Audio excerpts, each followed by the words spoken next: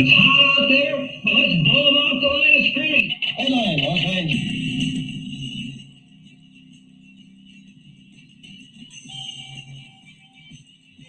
This is RamView, the December 19th, 2025 edition, brought to you by Kistler Law Firm. Have you been injured in an auto accident? Do you have questions? Do you need help?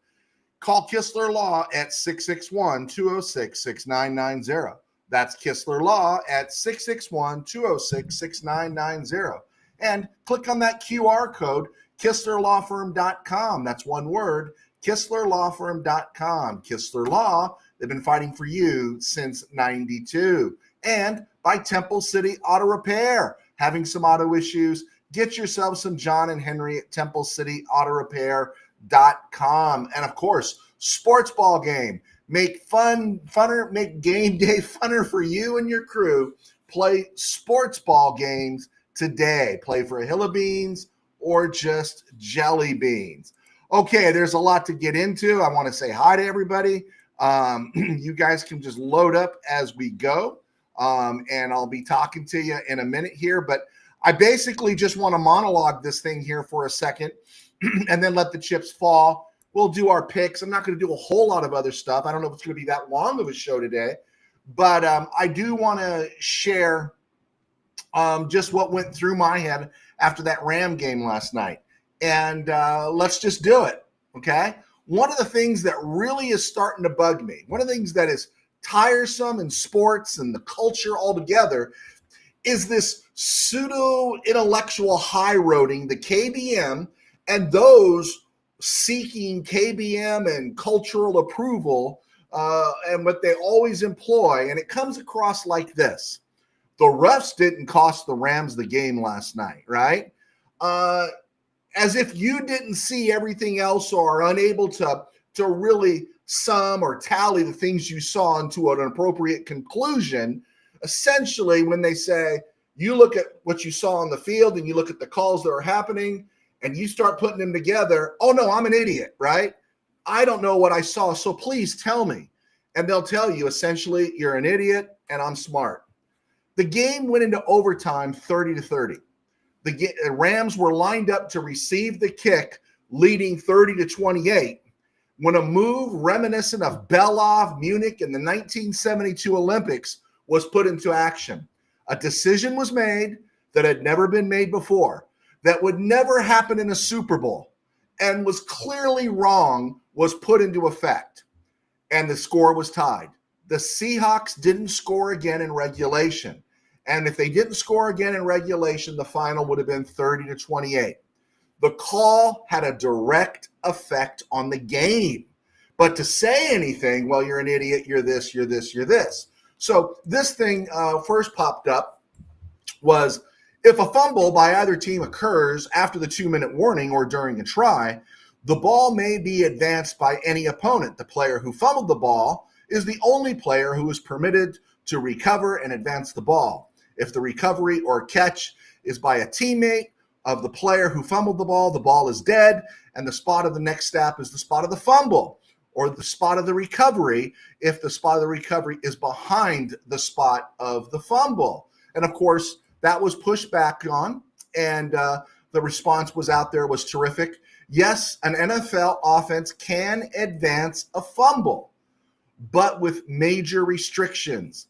Any player can recover and advance a fumble on first, second, and third down. However, only the player who fumbled can advance it in the final 2 minutes of a half, on fourth down, or during a try, extra point, or 2-point conversion. If another offensive player recovers in those restricted situations, the ball is dead at the spot of the fumble, preventing an intentional forward fumbles for a gain. Think of the holy roller, the Ken Stabler rule. You know, Madden wants to know if it's real. The refs say it is. Get your big butt out of here, right? So that was what that was. And then the second thing that is becoming tiresome, bothersome, and worrisome is the lack of anyone speaking out. Do not trust the media on this. They're all in bed with the NFL. They got contracts with the NFL. So they're not going to say too much, right? And what are you not supposed to do? Never criticize the officials, right? Pretend like you don't see things. And then basically for the players and the organizations, say we're on to Cincinnati, so to speak. And I understand some of that. It's like the player and the organization can't necessarily change it, and do whatever you can to avoid a massive fine. Sounds like suppression of speech to me. And the NFL is free to do that. It's their league. But doesn't it erode credibility where everyone must be part of the collective, assimilated into it, and never think apart from it? That when you see something egregious, you don't do anything about it or else, right? So the injustice is allowed to stand. Hey, Nakua tweets, right? Raw youth, and he was immediately slapped with a fine. But in this case, I thought there was some honesty to it. Third point, when someone tells me prop bets and the betting world has not invaded football, during these kind of games, I'm going to give a little more attention to things I would dismiss as a conspiracy in the past, right?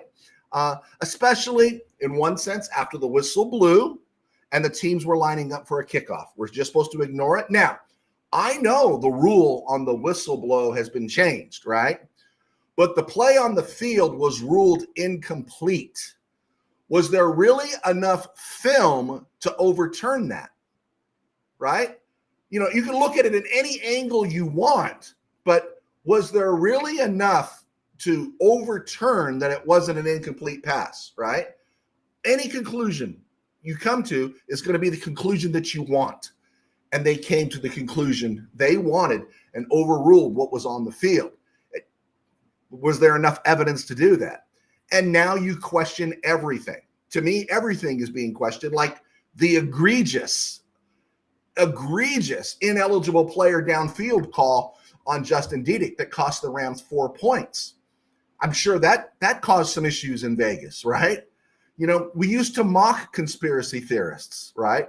But after COVID and the shutdown, actions as blatant as can be, common sense, a functioning brain compels you to question everything and wonder if some conspiracy issue is at hand.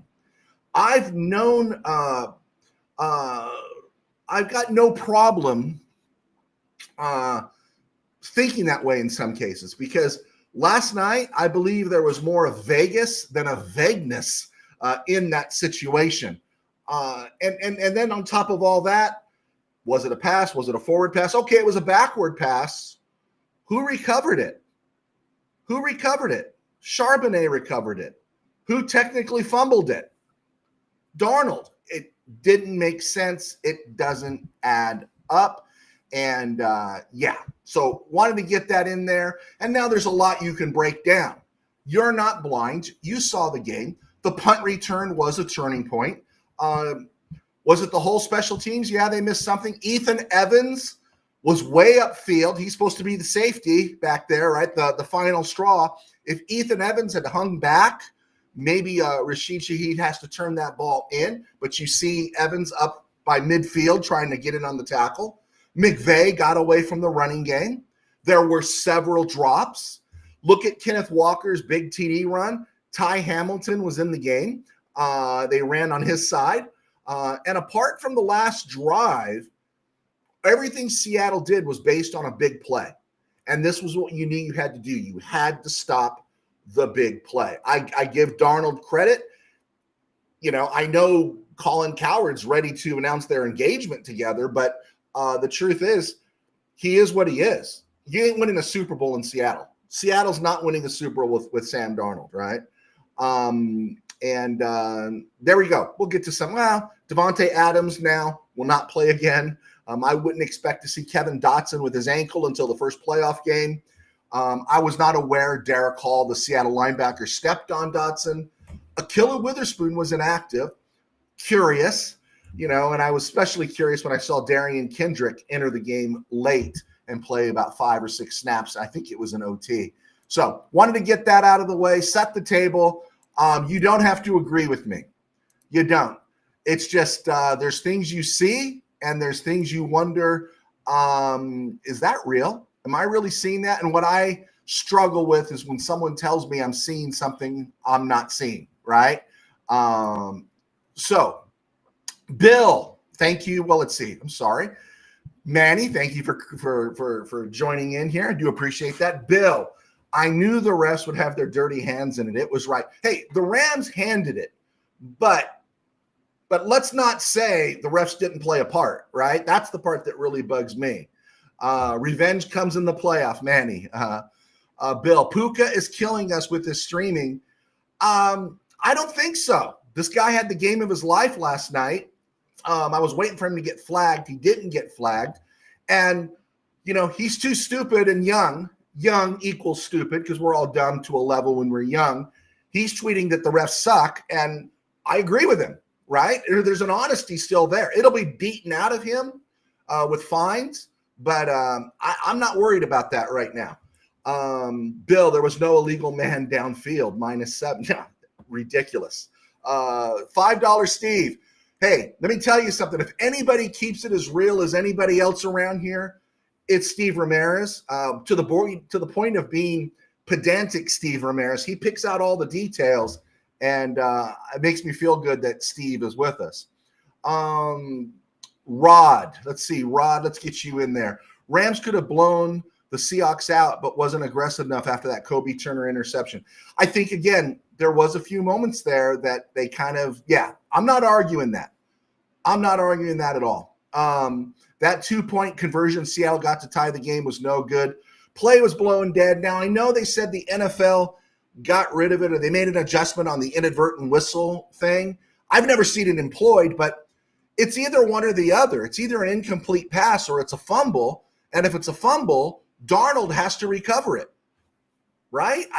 I just don't get it. But again, KBM, well, the rules are changed. The Rams lost the game on their own and all that kind of stuff. It didn't matter. And you're treated like you're stupid. And again, doesn't it create some suspicion and some doubt, or at least pour a little water on the seeds to start getting you to think, what was that? That Dedich call was horrible. Did they go back and check that one out? And then that call on the 2-pointer was just something really came across fishy on that one. Bill, Rams still have a probable path to the first seed if we win out. 49ers win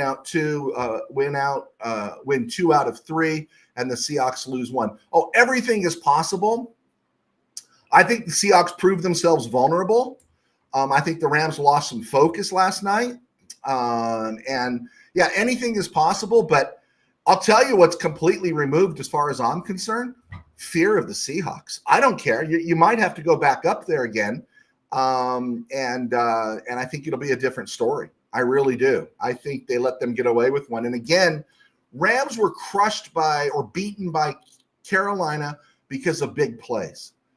They were essentially, with the exception of that last drive, you got to give Seattle. I imagine everyone was tired in overtime. But with the exception of that last drive, everything else Seattle did was a big play, right? The Walker home run, the swing pass, that the screen pass early on that set up their first touchdown, the punt return. A lot of that stuff was big plays set up by big plays. The last one was legit. They legitimately drove on the Rams, and it cost the Rams. Yeah, it did.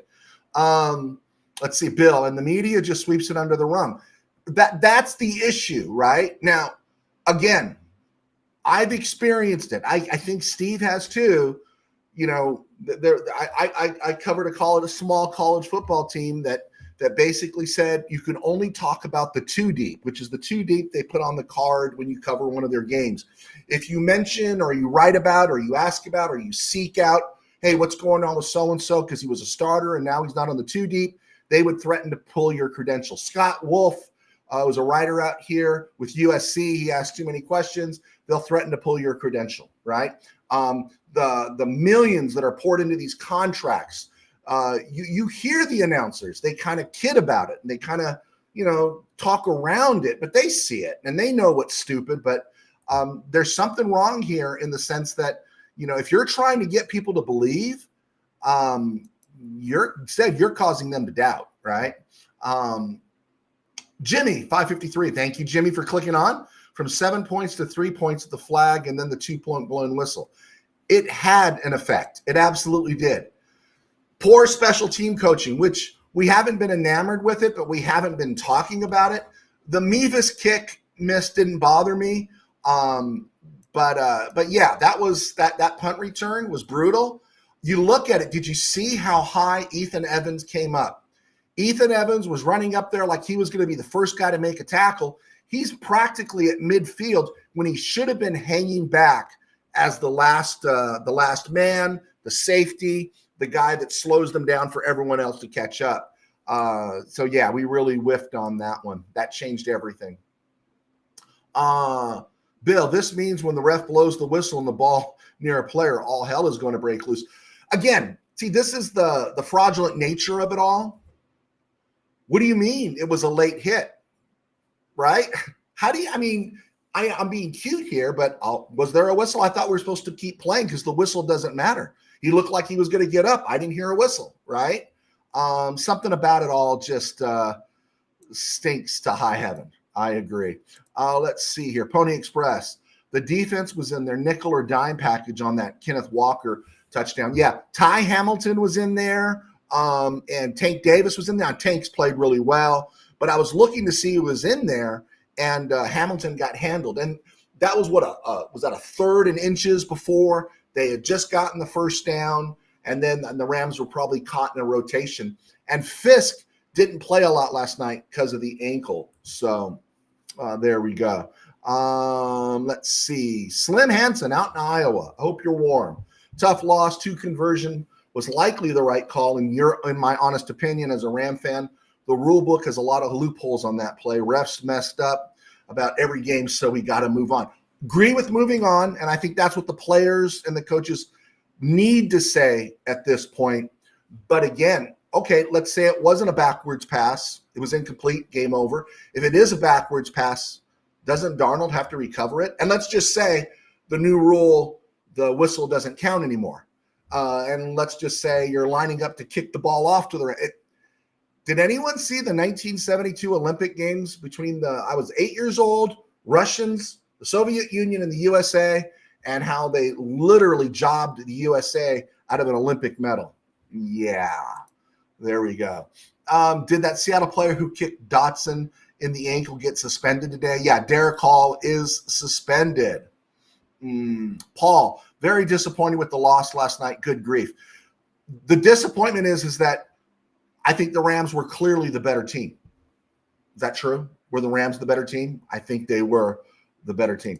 Rod, I still have this Rams team going to the Super Bowl, even if they have to go on the road in the playoffs. I believe that too. I don't think outside of a real bad weather situation, I don't think the Rams are going to struggle on the road because of that.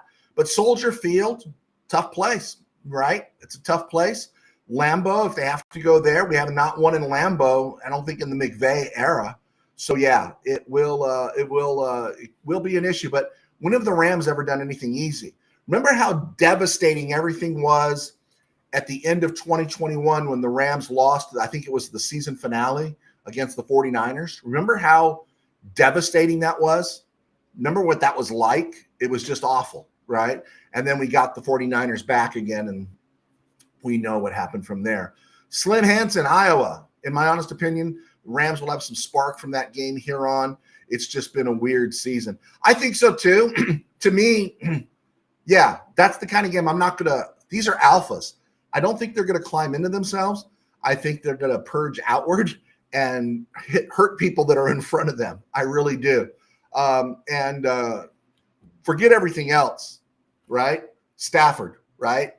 37 touchdown passes, 5 picks. Stafford's just amazing. And maybe if his receivers helped him out a little bit, it'd be even better, right? There were drops, right? McVay abandoned the running game, which would have helped Stafford even more, but unbelievable, Matthew Stafford. Let's see here. Bill, did Shula cost himself a head coaching job last night? I don't think so. Again, if you could take away 3 big plays, right? For the punt return, take that away. That's not on him, right? Early, that swing pass that went for 55 yards and set them up in that deep in the Rams territory. You could take away a play here or there. They were all big plays. And, big plays happen, right? So I don't think so. I don't think so. Nah, I'll leave it right there. Michael Negretti, McVay gets too conservative when the team has a big lead. See, there's a little paradox there, is that sometimes he doesn't run enough, right? Sometimes he doesn't run enough. I wanted them on that third down before the punt return. I was hoping they would just run the ball and burn another 30 seconds of clock, right? The play and then the time it goes until you punt. But again, I think we're talking apples and oranges here sometimes with McVay. And I know you're not slamming McVay, Mike. It's just, we've grown accustomed that we don't blow these games, right? Right. And I was thinking about that today. It's like, I was just kind of ticked off thinking about doing the show today and thinking about all the stuff I'd have to hear all day in the prep was we would have killed for a moment like this between 2005 and 2016, right? For 11 to 12 seasons, we would have killed for this kind of a moment.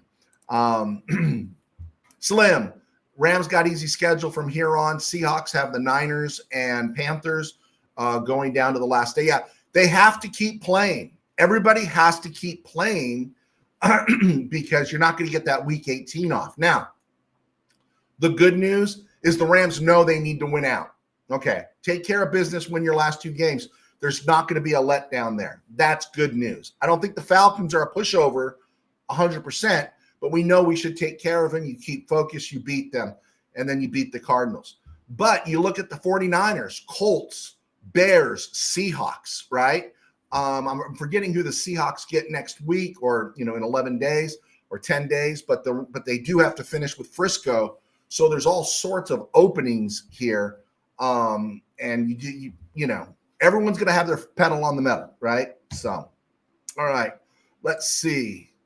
Who do I got here? Megan, Aussie, thank you so much. I do appreciate you being here. I've heard, I guess the Rams are going to be going there next year to play some football. Thank you for being here. Let's see. I believe the Seahawks were, but to each their own. Okay, I think you believe the Seahawks are a better team, but to each their own. You're free to do that. Just hit like and subscribe. There you go. Let's see. Pony Express, Rams beat themselves once again at this late in the season. These games are so important, and that margin for error is really small, and the Rams have to finish these highly contested games. Think about it. Fumbled at the 6-inch line against 49ers. Had a field goal blocked that would have won it against the Eagles after being up big against them. 2 or 3 plays against the Panthers, and they lost this game by a point. That's how close the margin is for the Rams to being undefeated right now. It's a good Ram team, right? It's a really good Ram team. All right, down under. I think if the Rams beat the Packers at Lambeau, how freaking awesome would that be for you? It would be really awesome. I just don't want to go through the stress of it, but it would be definitely freaking awesome. Absolutely. I think next week will be revenge game for the Rams. Go help the other team. God help the other team, I think you're saying. Yeah, 11 days, they get the Falcons on Monday night. All right, man, I'm glad you're participating. There you go. ESG, I have a strong feeling we are going to get the help we need in order to get that number 1 seed. I don't know. We have seen the Rams, again, go on these runs before. And I'll let Megan and Bill, I'll let you, or ESG, I'll let you guys talking about it. Pony Express, personally, there's no clear-cut favorite in any conference. The way these teams are beating each other and how close these games are. So again, absolutely. So again, right there. Don't say the refs didn't have an effect on the game, right? We can't go completely and say the fix is in and all that kind of stuff. But let's just say, don't say because of the margin of how thin all this is, no one can say and nod their head to that it doesn't have an effect on the game, right? Rams lost by 1 point here. What did we lose by? 4 in Philly. Was it 5 against, by less than 20 points, the Rams have lost 4 games, right? That was 6 points to pretty much taken off the table last night. the 4 on the Dedic ineligible receiver downfield, and then the 2-point conversion. So those things matter. Let's see. Mr. Tim Powers, for those who know Ram history, heartbreak is a dark cloud that looms constantly. I think we've come out of that a little bit, right? We're not the Lions, for goodness sake. One of the things I was regretting as I was going to bed last night is I always hate being one of those games, right? And what I mean by one of those games is when you think of the Houston Oilers, I'm always going to think of the game they blew against Buffalo, right? In the Frank Reich comeback, right? There's always certain games where it's like, oh, that happened to my team, right? And if the Rams win the Super Bowl, it's discarded on the ash heap of history. If the Seahawks win a Super Bowl, then it's going to the turning point, and let the sanctification and the sainthood of Sam Darnold begin. Let me ask you this. Do you really think Sam Darnold's that good of a quarterback? Down under, praising Pony Express. Good job. Rams got this. Go Rams. Enjoy the weekend, people. Bears Pack game will be awesome tomorrow night. Bye, y'all. Well, Slim, you have a great weekend. Take care. Talk to you soon. Let's see. Down under it, Mr. Tim Powers. Not just for the Rams, Seahawks know it too. Okay. Let's see. Slim Hanson's getting a goodbye. ESG. Megan, I don't think the Seahawks or the 49ers are going to win out.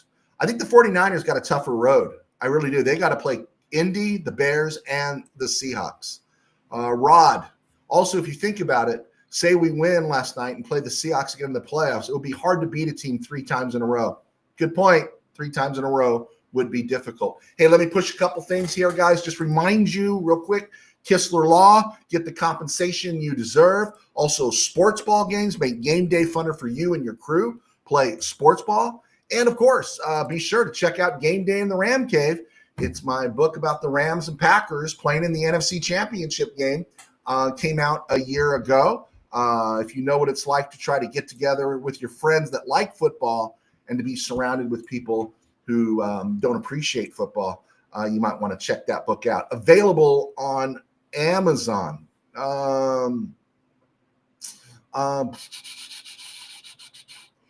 Let's see. Where we got here? ESG. Maybe, but I think we are in a slightly better position myself. You could be right. Okay, they're having a debate. I think the Falcons will be an interesting game. The Falcons aren't going to roll over and die. They're not. I don't think they're going to roll over and die. In fact, I thought, as I said last week, their pass rush against that same Buccaneer pass rush that we faced was different. Yeah. Okay. Seahawks got the Panthers. Thank you, Megan. I do appreciate that. Hey, could Kobe Turner be elected to the Pro Bowl just for last night's game? I mean, he was pretty amazing, right? He was pretty amazing. Pony Express. I think the Rams special teams coach should be let go. We have lost another game due to poor special team play. The other thing I was wondering is why can't the Rams kick the ball in the return zone? I think what they were doing last night was just trying to avoid Shaheed, the former Saint. I think that's what they were doing. I'm guessing on that one. Rod, I could see the 49ers losing the rest of their games. I can too. The Colts are real down boys. They want a piece of this world too, and they're not going to roll over and die there in Indy. And then you got the Bears. The Bears have a whole lot to play for, right? And then of course Seattle. That's nothing is going to be taken for granted. I could see Frisco going 10-7 to finish the year. Let's see here. Rod, I think the Niners will give us a good game in Week 18. So are you still picking Seattle there? There you go. If you look at the Rams' 4 losses, you can label the Rams chokers with a lead. I look at it. I'm going to look at it in a more optimistic way. They're just learning how to finish. There we go, right? And I haven't gotten anything from you guys on Matthew Stafford being the greatest quarterback in Rams history. Of course, the refs have an effect, but it goes both ways, not just the Rams. Seahawks have had their share of those games too. But that was very acute, what happened last night. I'm not arguing that with you, but that was very acute. That play call would be in a Malcolm Gladwell follow-up to outliers on the 2-point conversion. And the ineligible player downfield call was absolutely just egregious. So that's my thought on those ones. I think he is passable, but not the future for us. Speaking of Darnold, there you go. Paul, I don't think Darnold is that good of a quarterback. I don't, right? What would the storyline be about Darnold if the Rams had held on and won 30-14? What would the storyline be, right? Let's see. The Rams' best line goes out early and was stepped on. Seahawks linebacker best lineman. You're talking about Dotson. Only gets a 1 game for it. You know, the funny thing was, in the course of that game, I wasn't even paying attention. Wasn't even paying attention to that. Honestly, I could see the Panthers beating a Seahawks. I could see that in some scenario. I can. But the one thing, again, I think some of these upsets aren't going to be upsets this year because no one's going to be overlooking anybody. And I think the Panthers the Seahawks are deeper than the Panthers. Be real hard pressed to see somebody get overlooked, right? This time of year. I think a lot of these weaker teams are going to get crushed. Ending 10-7 might be good and not be good enough for them to make the playoffs. No, not in the NFC. It might not. Rams could also help their draft grounding the Falcons. Triple incentive. There you go. Honestly, I think with 11 days to think about this, I think the Rams will crush the Falcons. But again, you got to respect them. Is that a question, Joe? Of course I'm taking the Seahawks. Yeah, I know. I'm giving you a hard time. Pony Express, it seems like when we lose a game that we should win, we come back the following week and atone for the loss. I think that's what happened to Seattle losing to the Colts, nearly losing to the Colts, right? That was a close one. That was a really, let's see here. Boom, boom, boom, boom. What do we got here, Megan? I respectfully disagree with you on that. As I am enjoying the discourse. You're welcome to be here. Disagree all you want. I'm good with it. It's all right. I've had Frisco fans come in. I noticed the hype. Are we talking about the media hype? Help me out on that one there, Rod. Pony Express Durant is a big liability at corner, and that's one position that we need to address in the offseason. Did you guys notice that Killer Witherspoon did not play? Yeah. SSMD, I'm not sure. Thank you for being here. Colts still have Jonathan Taylor and a good run defense. That's not a pushover game for the 49ers at all. 49ers, I talked about 10 wins, 2 of them against the Rams and the Seahawks, right? And those are 22 wins. Both are 11-win teams, or 23 wins now. The other 8 wins have the 8 teams they beat have a combined 29 wins. Yeah. Gilbert Gonzalez. Matthew could play till he's 40 if he likes. Absolutely. Rod, I noticed the media is hyping Darnold up now. And honestly, yeah, very much so. Very much so. Surrett, thank you for being here, sir. McVay needs to wake up and quit playing the nice guy act. Went up by 16. McVay took the air out of the ball. Okay. It's funny how we go back and forth on that. A lot of us look like he backed off the run game. And again, I understand it, though. I understand what you're saying. Megan, I've been a Ram fan. I've been a fan of Sam since the USC days, but I see him here for a year or two at the most. Yeah.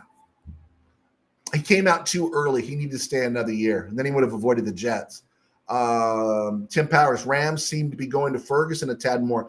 Lost in everything else was last night was a bit of more of a coming out party for Terrence Ferguson. It really was. I think that's really good to see because the Stafford and him have just been missing, and it looked like they were connecting just a little bit better last night. And that's good going forward. That's the wild card, I think, going into January. Let's see. Megan, Rod, but he did enough for the win, I guess you could say. There you go. I'm always for running up the score. Always for running up the score, SSM. ESG, the hype, ridiculous. Darnold is now third in the MVP. Yeah, there you go. Ron Reese from El Monte. The Rams do not have elite defense, and special teams is terrible. I think the kicking game has settled down. We're not getting any blocked kicks. I think it was a whiff. I don't think I think there's some holes in the game. I wouldn't have a problem if they changed special team coordinators next year. But I'm looking at that. Look at the replay. Look how high up Evans was. Now, if Evans had stayed home, I don't think that thing goes for a score. I think he gets slowed down. I think they catch him, and he's probably at the 20 or at the 25. But you look at Evans, and Evans is all the way up at midfield trying to get in on the tackle. My thoughts on that one. Pastor Joe, the Rams defense needs to tackle better. Remember the missed tackles on 3rd and 6. Oh, man. Good call, right? We were really – Cooper Kupp fortunately fumbled that, but that was really frustrating us, man. 3rd and 16, and they got that play. It was brutal. Rashid helped the Seahawks get back into the game. Even when he wasn't with the ball, you had to account for him, and I think that had something to do with all those kickoffs as well. Let's see. Megan agrees with Rod. Again, Tutu nowhere to be found. Tutu's done. Tutu is done as far as the Rams, right? Not exactly $10 million well spent. Pony Express, I hate the schedule that was given to the Niners. Such a cupcake schedule. Yeah, it is what it is. I agree. They did what they were supposed to do. But it's not a devastating team. I think the 49ers are overrated. All right, real quick here. Let me do a little bit of business. Let me check this out. Terry Wright, not the better team, no T. NFL sounding like WNBA refs. Okay, Terry, there you go. Having fun with us over on Facebook. Let me look at the Rams Almanac, see if anything happened today before we get there. Today is the 19th, and here we go. It was a stone groove, my man. All right. December 19th, 2022, the Rams released Terrell Lewis. We've talked about that before. Born on this day, turning 30 years old today. Seems like he's ancient, but John Johnson, JJ, turns 30 today.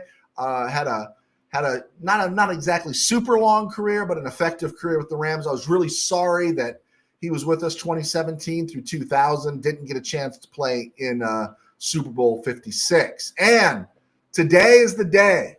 50 years ago today, I'm in El Monte, building up to Christmas, and the Rams beat the Cowboys in the playoffs 14-12.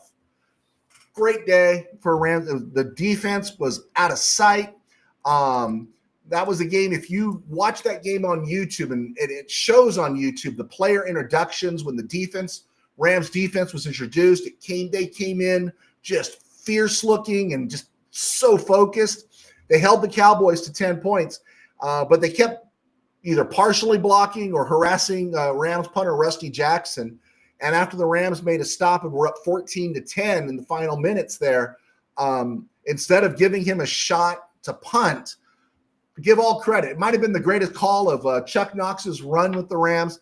Instead, he has the ball snapped to Rusty Jackson, and Jackson runs out of the side of the end zone. And when he's done, he spikes the ball because it made it 14-12, and the Rams got the free kick, and the Cowboys were essentially done after that. But that was a huge win because that January, this was December of 1976. In January of 76, coming out of the 75 regular season, the Rams played the Dallas Cowboys at the NFC Championship game, and the Cowboys won 37-7. I was there. So this was some sweet revenge because we all hate the Cowboys. There you go. So that was a really good day in Rams history. This is a good day in Rams history. Kanata Mumpfield, huh? Getting some significant targets there. I think Stafford likes him too. There was that other play, just like against the Lions. He went up the left sideline to him.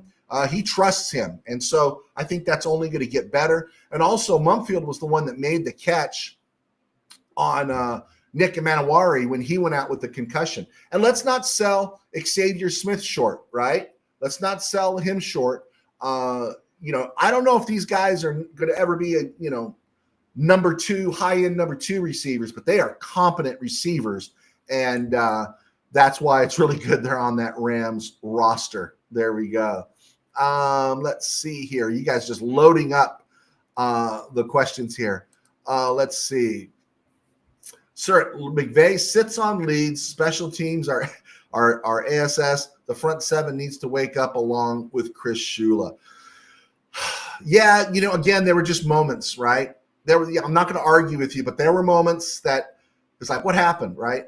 I got to admit the 2-pointer that won the game, I was like, the longer Darnold was holding on to the ball, the more excited I was getting that he's not going to go anywhere. And then he just dumped it over the top there for the game winner. And let's say another thing about Darnold. He nearly missed Barner on that throwback across the field for the touchdown. Barner made a heck of a catch, right? Made a heck of a catch. Pony Express. I don't think McVay is the blame for the loss. It's the players. They did not execute when it was needed, and they just need to let go and they just let it and got beat by a good team. Yeah, they got beat by a good team. And again, trying to keep it all in perspective when I get mad at McVay is the fact that, all right, I remember what this was. Let's see. Pastor Joe, wasn't the punt that led to the touchdown? Did it have enough hang time? I thought it did because I didn't think it was deep, but I thought it had hang time. And I think maybe that's what allowed the coverage team to come all the way up. And so once he broke through that first wave, he was off to the races. Paul, I absolutely remember that Rams 14-12 win over the Cowboys. Awesome. And the quarterback was Pat Hayden. I remember that Ram introduction. Game face was real. Yeah. I think Dreyer and Bill Simpson all had beards, and there's just this attitude they had. It was beautiful. It was one of my favorite Ram memories. Megan from Australia, I'm going to head out. Lunchtime here, have subbed and hit the thumbs up. Thank you for the kind welcome and the respectful discourse. I will return. Thank you, Megan. We appreciate you being here. Do it so much. $5 Steve, talk about not running the ball. Landry called 4 straight passes before the safety. Okay, there we go. Landry called. Are you talking about? Before we got possession again? Is that what you're saying, Steve? I'm blinking on that one. I was so taken in by the Rusty Jackson moment, but I know we stopped them at the goal line there. Let's see here. Paul, that 37-7 was with Ron Jaworski, right? Harris had injured his shoulder. And if you remember down the stretch that season, Jaworski got the start against the Steelers that we won. I think it was a Saturday night game. That was the one where Jaworski had the quarterback draw. That was the Rob Scribner game and such. Jaworski started the game against the Cardinals. Where the Rams blew out the Cardinals. It ended up 35-23, but the Rams were up 28-0. And Jaworski played well. But then Harris started the Cowboy game. He got picked by D.D. Lewis, and they pulled him for Jaworski. But the Rams just didn't come ready to play. They just didn't. And, of course, the Cowboys got away with some, can we, since we're going back and looking at things long after they occurred, can we go back and erase that Preston Pearson drop in the end zone and not call that a touchdown? Right? Mr. Powers, Aussies have a Vegemite sandwich. There you go. Well, it is the land of thunder. There we go. There you go. Thank you. Thank you, Megan, for being here. Rams are the only team in NFL history that scored a touchdown in overtime and lost. Whoa, Michael Negretti. Did not know that. I have to admit, when Nakua scored, it was over as far as I was concerned. I thought they're not going to drive on our defense. They're just not going to. There we go.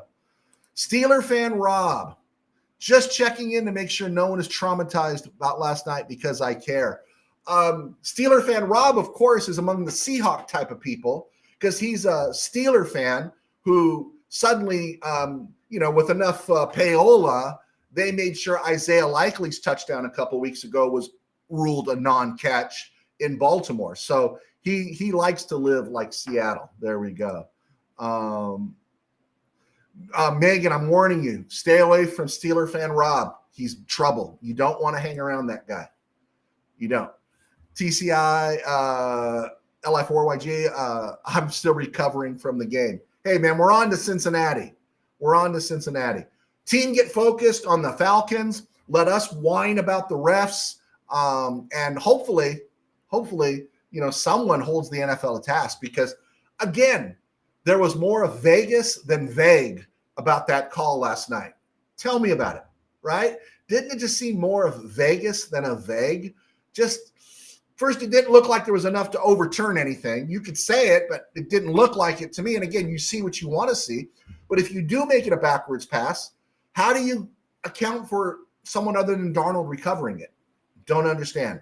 Pony Express, in my opinion, it's not the front five, but the second and third level on the back end has to play better, especially the linebackers and corners. Definitely more consistent. I would agree with you on that one, Chief. They definitely need to be more consistent. All right. Let's see what we got here real quick. Terry, again, do appreciate you being here. Who else is here? Jabel, thank you. Oxnard. I got Oxnard in the house. All right. Real quick here, let's blow through this. We're coming up to the 50-minute mark. Rams schedule, or the schedule for this week. Of course, Rams lost to the Seahawks. Seahawks are now 12-3. Rams are 11-4. Eagles at the Taxkins. Some people are thinking the Taxkins are going to give them a game. I'm leaning Eagles in that one. Packers and Bears. If the Packers had Jalen Watson, I probably would be leaning Packers. But Bears 10-4 are going to go to 11-4. I'm taking the Bears. This is tomorrow. I'm excited about this. I don't have any place to be except my desk. Buccaneers at Panthers. I took the Buccaneers, but I think what I would like is I'd like the Panthers to win this game so they're on a high when they come to Seattle or they play the Seahawks. Yeah, I think I'd like it like that. Bills at Browns.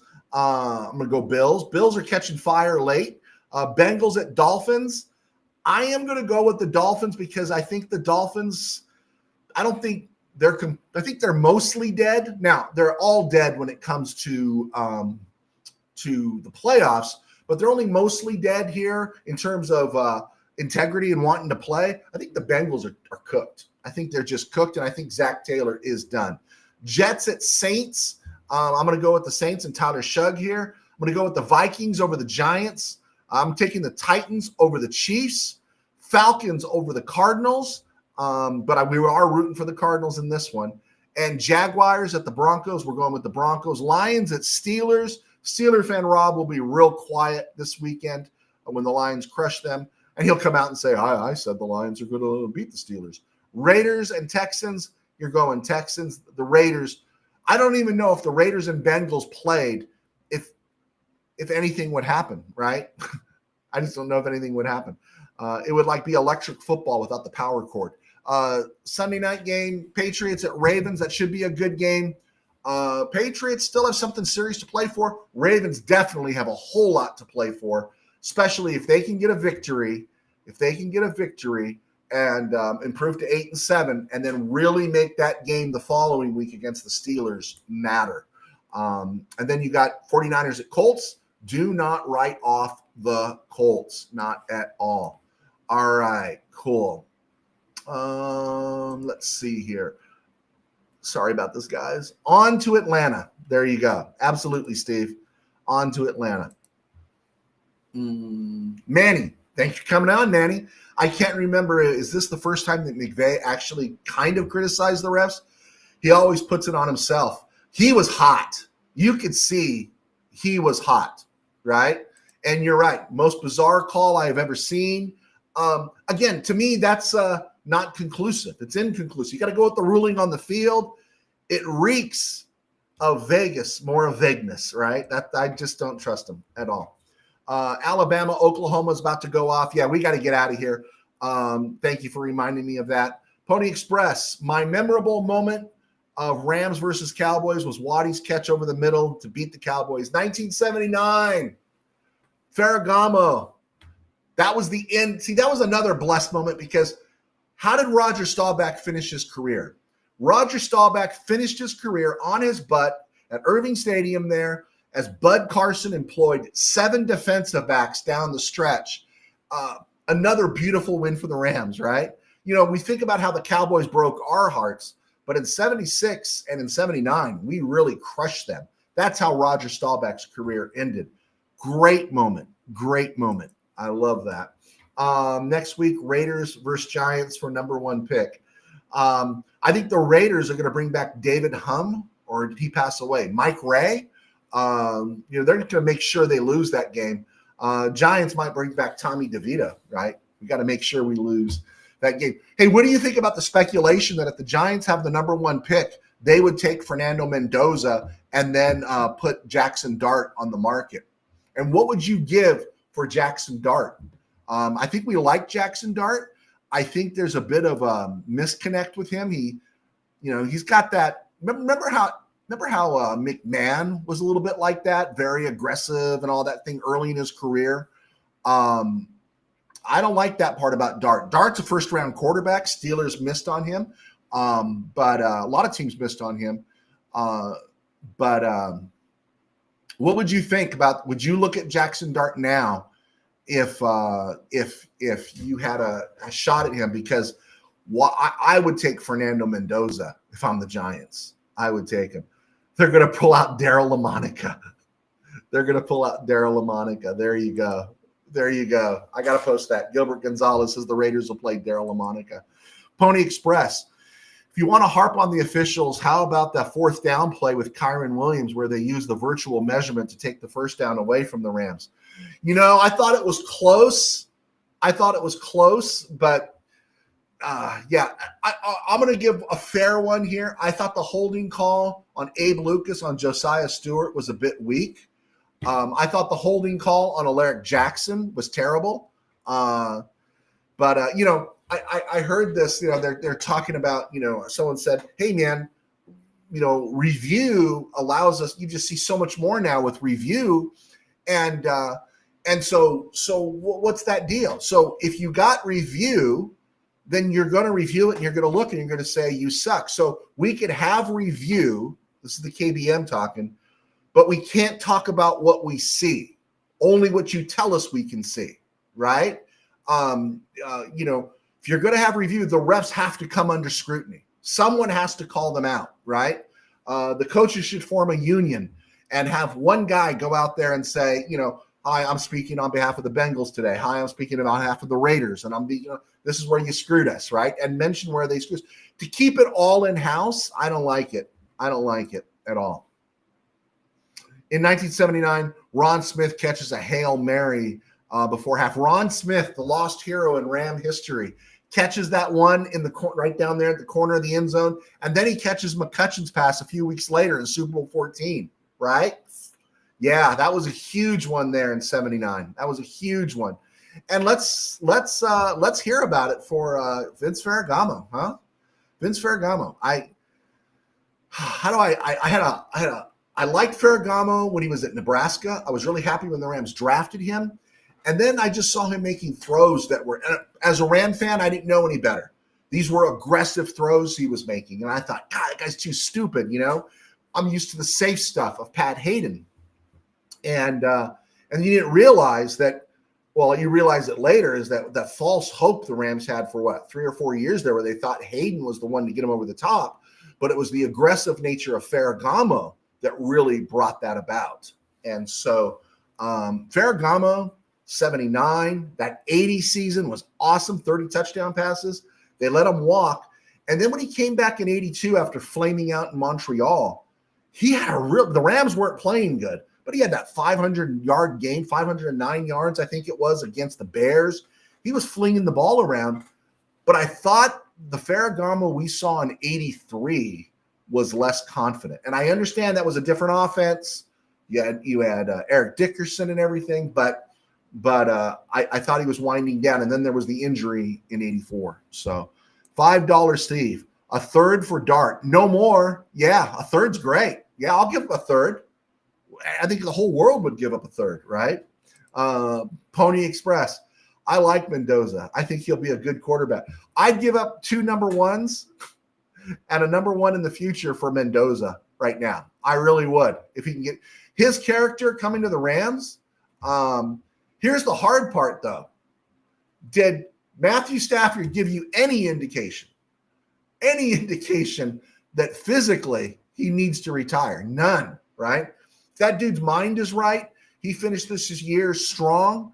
Oh my goodness, right? Let's see. Von Poppen, Puka the anti-Semite Nakua. Yeah, whatever. I think he's a kid being a kid, and he got caught acting like a kid. I don't think anything of it. Manny Vasquez, the NFL won't make a statement on that 2-point conversion, but we're quick to find Puka. Absolutely. Boom. Right there. That's the part that's so frustrating, right? And they treat you like you're a kid. They treat you like you're stupid. They treat you like you didn't see what you saw, right? I need James Fox to come out here and make another documentary like he does about the UFOs, telling you, no, you saw what you saw. We saw what we saw. And what really bugs me is when the KBM tries to high road you and say, well, the Rams lost that game. Don't blame it on the refs. With the margins as razor thin as they are, I think it was Pony, I think you put it out there, as thin as the margins are in this NFC, the 2-point conversion and the 4 points taken away on the egregious illegal receiver downfield call, which is a horrible call in the NFL anyway, cost the Rams 6 points. 6 points is huge, right? 6 points is huge in anything. It's 6 points. The Rams not only beat the Seahawks, but they also beat, you add those points too, they beat the Panthers, right? How close are the Rams to being undefeated? I don't want them to be undefeated. You want to keep that eye of the tiger. You got to get your nose bloodied a little bit. But how close are they being undefeated? That's how good this team is. And so that part's the frustrating part. But it's so insulting to your intelligence when they tell you, well, don't, the Rams lost this game. It's not the refs' fault. And they put the 2-point conversion in the second or third segment of any one of their broadcasts. Now, I haven't seen a lot of broadcasts today, but you see the nature of it, and it's dismissing you. And I haven't heard a proper explanation. If we're looking at the rule for what so the inadvertent whistle thing is done. All right. So it's an incomplete pass. That was the ruling on the field. First, was there enough evidence to overrule it as an incomplete pass? I think you see what you want to see in that situation, right? I think you see what you want to see. And then, of course, it's a fumble, but doesn't Darnold have to recover the fumble, right? Madden wants to know if it's real. The refs say it is. Get your big butt out of here. He does. I don't know. Very frustrating. Very frustrating. Let's see. Boom. Matthew will play like Brady till he's 45. I hope so. There you go. I absolutely hope so, Gilbert. And then we got, let's see. What do you think of the no-look? Yeah.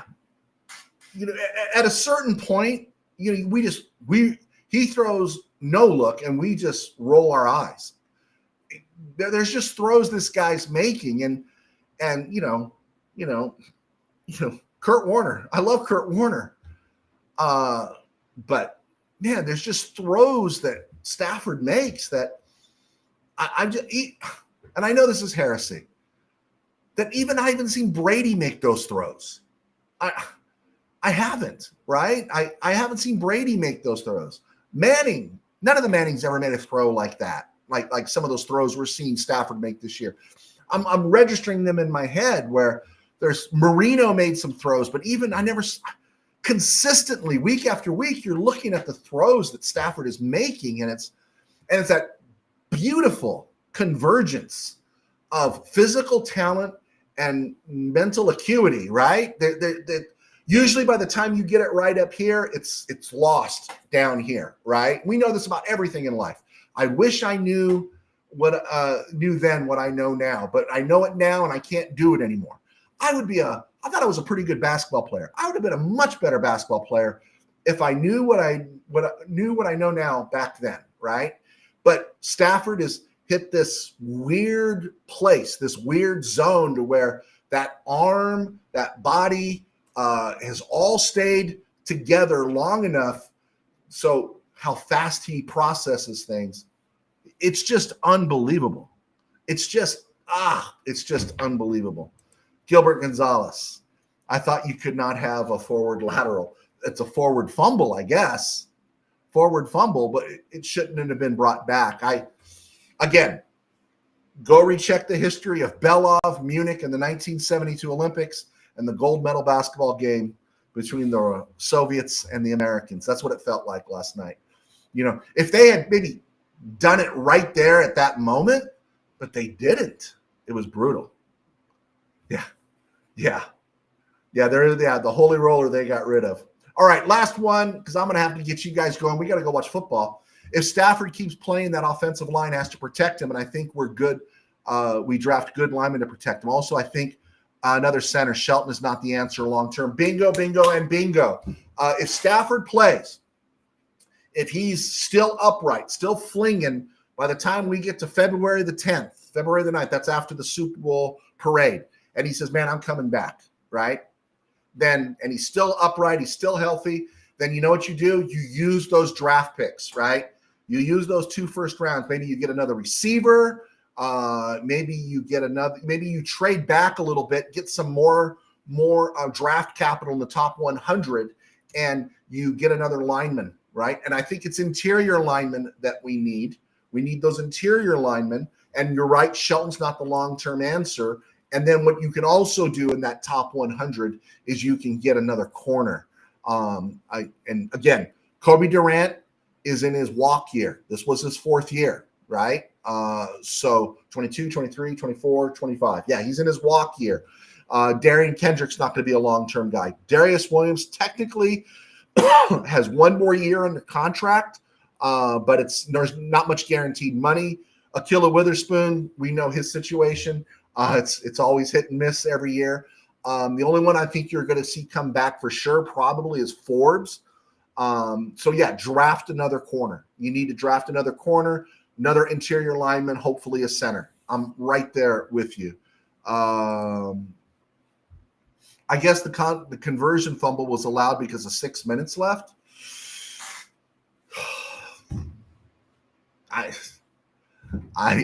Is that why? Is that the excuse they're using? But again, it's almost like a 4th down play, and well, if that's the excuse they're losing, that's weak. Stafford throws the ball like Magic Johnson. There you go. $5 Steve. Draft physical center with 2nd or 1st round pick. Again, you don't want to draft. I don't think they usually draft a center or guard, or it's bad mojo in the top 10. But you can get one moving back. And so I'm right there with you on that, Steve. How much is the Rams defense missing Lake? Lake's a heck of a baller. I'm sure they're missing him, but it's still no excuse to have what happened last night. I wonder if he played basketball in high school, Stafford. I don't know. Remember the Joe Montana commercial where he was playing pickup ball and they said, can you shoot? No. Can you rebound? No. What can you do? Because I can pass. And then Montana's playing pickup ball and he's passing the ball everywhere. That was pretty cool. D. Hall from Seahawks is suspended for the next game for stomping on Dotson. Again, somewhere along the way, I missed that. I did miss that. We have gone over an hour strictly talking about that. Steve Ramirez, if you're so inclined, look that up. Is that the excuse they're making because there was 6 minutes left in the game? Even though that was a 2-point conversion? Help me. All right, man. Talk to you guys soon. We got to let you guys go. I think I'm rooting for Oklahoma tonight. Roll Sooners. Is that what it is? Or go Tide? Okay.